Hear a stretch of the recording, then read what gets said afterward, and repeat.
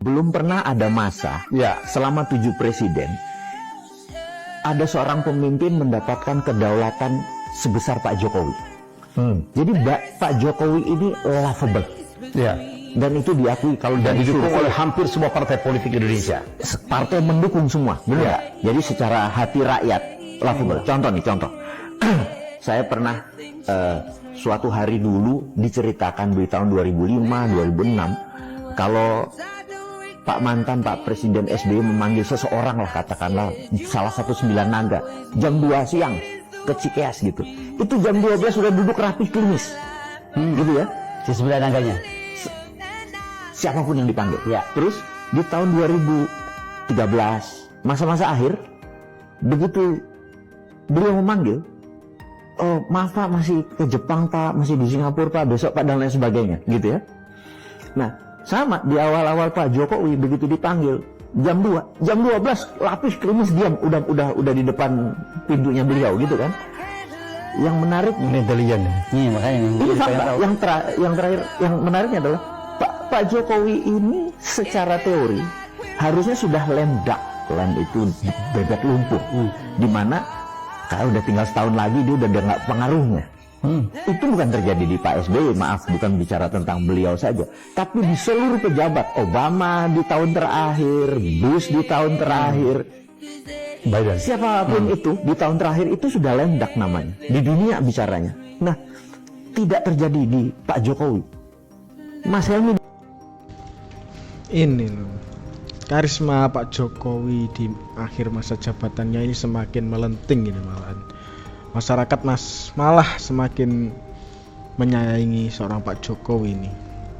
Kalau ibarat gini ya, kalau Pak Jokowi bisa 3 periode saja ini, saya yakin capresnya sandal jepit saja beliau bisa menang. Memang ngeri Pak Jokowi ini dipanggil sekarang nih, datang 2 jam sebelumnya udah klinis duduk wangi di depan kantornya dia, bener nggak? Belum pernah ada masa istilah bebek lumpuh tidak berpengaruh ke Presiden Jokowi. Masa sih? Tahun lalu, politisi Partai Demokrat, Andi Arief pernah menyebut Presiden Jokowi mulai memasuki fase bebek lumpuh. Istilah lemdak atau yang artinya bebek lumpuh didefinisikan oleh penerbit kamus tertua di Amerika, Merriam-Webster. Kalimat tersebut mengacu pada presiden adalah seekor bebek lumpuh di ujung periode keduanya. Seperti yang kita tahu, Presiden Jokowi sedang memasuki masa-masa akhir jabatannya sebagai seorang presiden di periode keduanya. Namun, kenapa Pak D. Jokowi tidak termasuk sebagai contoh lemdak? Pertama, popularitas serta kecintaan masyarakat Indonesia kepada Jokowi yang masih tinggi. Bahkan, banyak masyarakat yang menilai kalau Pak D. Jokowi semakin OP di akhir masa jabatannya.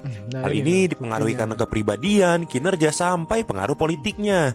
Kedua, meskipun sudah di akhir jabatan, namun banyak juga masyarakat Indonesia yang masih menginginkan Presiden Jokowi untuk memimpin Indonesia. Ini dikarenakan langkah Jokowi yang visioner dalam membangun negara, dan juga program serta rencana dalam mewujudkan kemajuan Indonesia. Ya, memang sering istilah lemdak atau bebek lumpuh ini sering disematkan kepada Pak Jokowi nih. Seorang presiden di masa akhir jabatannya ini. Tapi ini rakyat membuktikan ini masih sangat mencintai, dan masih peran Pak Jokowi masih sangat besar ini. Demi bangsa Indonesia ini masih besar ini. Bisa ini. Cuma Pak Jokowi yang tidak ada kata lemdak. Ketiga, pengaruh politik Jokowi masih kuat banget. Approval rating yang tinggi membuat pengaruhnya dalam dunia politik Indonesia masih menjadi yang paling sakti. Presiden Jokowi bisa membuat para ketum partai politik berjalan beriringan. Ya, simpelnya tegak lurus lah sama Pak D. Jokowi. Hal ini berbeda banget dengan apa yang dialami Pak SBY di akhir masa jabatannya, di mana tingkat kepuasan publik tidak sampai 60%. Istilah lemdak ini juga pernah disematkan kepada Barack Obama. Gimana menurut kamu? Ini nyata dan benar-benar terjadi ini, dan bukan mengada-ngada. Ini real. Hati-hati, pasti akan saya gigit orang itu. Jangan menghalangi orang ingin membuat batu bara menjadi gas. Gara-gara kamu senang impor gas, betul-betul tembakannya langsung kena. Tembakannya langsung kena. Fokusnya ke siapa, targetnya juga langsung kena. Hati. Kalau Pak Jokowi sudah ngomong tegas ini, Siapa yang berani kalau gitu? Kalau gini. Aduh. Pokoknya menyala bosku, menyala presidenku. Saya tidak membayangkan jadi presiden Indonesia. Saya hanya ingin pada saat itu sukses sebagai pengusaha. Saya lahir di kawasan Kumuh, di bantaran sungai. Saya juga sangat memahami bagaimana perjuangan orang-orang biasa. Karena apa? Saya pernah mengalami. Dan itu saya syukuri karena saya betul-betul memahami apa yang dirasakan rakyat, memahami apa betul-betul yang dibutuhkan rakyat, sehingga bahasa yang saya selalu pakai adalah bahasa rakyat, bukan bahasa tinggi-tinggi. Itu tadi alasannya Pak Jokowi merakyat, sering turun ke jalan gitu. Dan coba kita lihat komentar dari masyarakat ini. Ini ada Zoe. Ini banyak yang mengagumi Pak Harto, Pak Soekarno, tapi saya lebih yakin dengan Pak Jokowi ini. Ini Satria, kayak Naruto, asik. Ini ada Badut, pengen banget Bapak Jokowi 3 periode atau lebih ini. Hah? Oh, tapi itu tidak boleh, itu menyalahi aturan. Siap. Yuk kita lanjutkan lagi. Tapi lu percaya nggak Jokowi terpilih bukan karena partai? Iya. Percaya. Iya. Partai yang mengantar. Iya, dan Mbak, perolehan dia dengan perolehan partainya jauh perolehan dia. Oke Pak. Oke Pak D. Siapa jenenge Pak D Indro. Nah itu loh. Ya emang Pak Jokowi terpilih bukan karena partai ini. Setuju kan? Saya sangat setuju itu. Karena beliau itu punya apa ya? Apa itu, Bah? Jokowi karakter, untuk karakter loh. Iya. Punya magis efek yang sangat besar ini. Dari partainya saja ini Pak Jokowi melampaui. Asik. Ya setuju kata Pak D Indro tadi ya. Mana yang pakai baju 012? Kenapa kok dipakai terus bajunya? Sayang sama Pak Jokowi. Sayang sama Pak Jokowi. Sayang sama Pak Jokowi. Coba Pak, maju lagi. Pak, coba kenapa pakai 01 ini? Senang Pak Jokowi. Senang Pak Jokowi. Sama. Kenapa menteri-menteri kita sebagai pembantu turun membantu Pak Jokowi sangat serius? Karena senang sama Pak Jokowi. Lapor Bu ini. Ini ada ternyata banyak yang suka sama Pak Jokowi. Banyak yang sayang Pak Jokowi ini. Alhamdulillah ya Bu. Adegan goyang-goyang itu kayak adegan di dalam film pengkhianatan G30S itu. Iya, kan ada adegan-adegan ketika para pahlawan itu datang. Ya. Ini ada Roy Surya catatan demokrasi nih. Intinya Roy Surya ini nyinyir ini. Benarkah dari yang Roy Surya bilang tarian di Istana saat 17 kemarin mirip tarian PKI? Coba kita tonton ini. Ya kan? Kemudian ada orang nari. Saya langsung ingat itu. Saya langsung ingat. Yo, pakai mic juga boleh. Waktu lagu genjer-genjer. Nah, jadi mohon maaf kalau saya langsung teringat itu. Jadi ini benar-benar menodai justru. Wow, perayaan. menodainya ini karena joget-jogetnya atau justru karena judul lagunya pada saat semuanya. peringatan itu? Jadi ini tidak bisa lepas dari siapa orang di balik ide memasukkan lagu itu. Saya justru kasihan kepada presiden. Saya justru kasihan kepada para jenderal, para tokoh-tokoh senior, para menteri. Kenapa harus itu? Saya tidak menyalahkan penyanyinya ya. Mbak Putri saya kira menyanyikan dengan bagus dan itu atas atas. Tapi siapa yang punya ide ini? Jangan-jangan memang ini bahaya laten ini sudah masuk betul.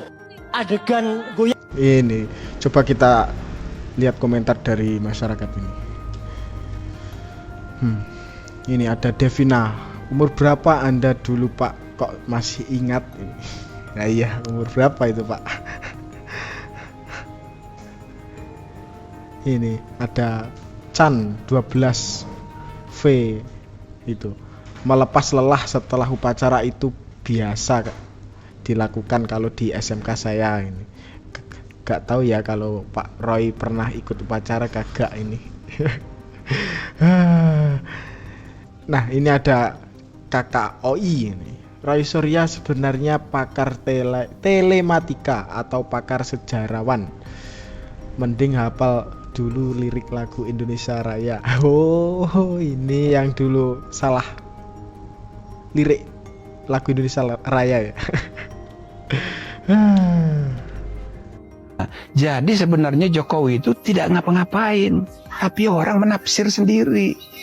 Misalnya, dia kan cukup bagi dia bicara, saya tidak akan ya ikut mempengaruhi, saya netral.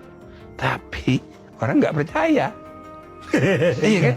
Nah, Iya. pasti orang analisa, oh ini pasti dia cawi-cawi nih. Iya paman sendiri tuh. Apalagi paman sendiri. Nah, kami tidak dapat bukti.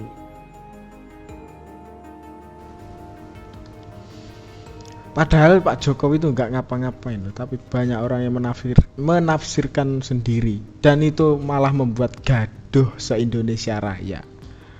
Oh, kok gitu ya orang-orang itu. Padahal Pak Jokowi itu nggak ngapa-ngapain. Aduh, parah ini. Mana jeruknya? Terima kasih oleh-olehnya jeruk. Gimana? Saya sudah dengar semua kok, saya sudah dengar semua. Sudah dengar Nggak usah semua. diceritain, saya sudah dengar. Hari Sabtu sudah saya Ketawanya perintah Pak ke Menteri Jokowi PU. ikhlas banget ya. Kemarin dah sampai sana, tadi pagi katanya sudah mulai melihat lapangan, sudah ngukur, nanti sebentar lagi dikerjain. Ya. Dikerjain. Jadi di dalam kami mengantarkan oleh-oleh ini, mudah-mudahan Ini suara dari rakyat. dan kami harapkan Bapak Presiden kita memperhatikan kami, masyarakat desa yang 15, yang jumlahnya 6 desa, ditambah 3 dusun. Jadi kami harapkan benar bantuan Bapak itu agar desa kami bisa ada perubahan dari dulunya menjadi agak lebih baik. Oh, bujurnya gede-gede gitu ya? Ini loh, pantesan Pak Jokowi tidak pernah sakit. Nah, ya emang didoakan seluruh rakyat Indonesia loh. Ternyata ini ya. Enggak, ini langsung dimakan atau dibuat untuk buat Langsung dimakan. oh langsung dimakan. Oh wow, gede-gede banget itu. Oh. Gede-gede banget nih cuy. Nanti saya bagi dengan Pak Menteri PU nanti. Pak Menteri PU separuh, saya separuh, saya bagi lagi dengan Pak Menteri lagi. Siap. Oh, bagus nih, Mas. Ini juga bisa menjadi bukti ini kecintaan rakyat kepada pemimpinnya ini. Sampai dibawakan segitu banyaknya itu. Langsung dikirim ke IKN bersama truk-truknya. Gede banget. Hah? Bagus, gede banget. Oh, saya pikir jeruk. Oh, kalau ini Enak jeruk bagus nih kelihatannya. banget tuh. Harapan kami ya, agar Bapak Presiden khususnya dulu bisa tetap dibimbing Tuhan ke jalan yang benar Amin. dan diberi kesehatan, agar dia tetap mampu untuk memperjuangkan masyarakat Indonesia ini agar bisa lebih berubah jadi baik. Nih nanti sampaikan ke petani. Oleh-oleh sudah saya terima. Gantinya. Nggak ada. Wah itu enaknya Pak Jokowi itu. Nggak pernah negur. Artinya saya tahu siapa musuh politiknya Pak Jokowi. Saya tahu temannya Pak Jokowi. Saya sering bertemu dengan orang yang suka ngeritik habis-habisan Pak Jokowi. Pak Jokowi nggak pernah negur. Dengan saya dibiarin. Saya ketemu Rizal Ramli, saya ketemu Said Didu, saya ketemu siapa aja. Nggak tuh Itu kan orang yang paling keras terhadap Pak Jokowi. Tapi enggak apa-apa tuh Pak Jokowi. Malah dulu ketika saya bergurau itu tuh Pak Fadlizon sama Fahri Hamzah tuh perlu diberi bintang Mahputra. Oh ya kasih aja katanya Pak Jokowi. Padahal itu orang yang paling keras. Memenuhi syarat, tapi memenuhi syarat Pak. Dia sudah pernah memimpin DPR 1 periode. Kasih. Oh, kalau orang dendaman apa? Coret. Itu Pak Jokowi kasih. Malah dia bergurau. Ini sungguhan nih. Kenapa Pak Mahfud? Kok tidak Rocky Gerung diusulkan gitu? Itu pernah begitu, tapi ketawa-ketawa. Nggak ada. Wah. Ini Prof Mahfud ini ungkap, Pak Jokowi pernah bilang gini, kenapa tidak Rocky Gerung saja yang dikasih penghargaan ini? Kira-kira penghargaan apa yang cocok untuk Rocky Gerung ini? Tulis pendapat kalian di kolom komentar ya.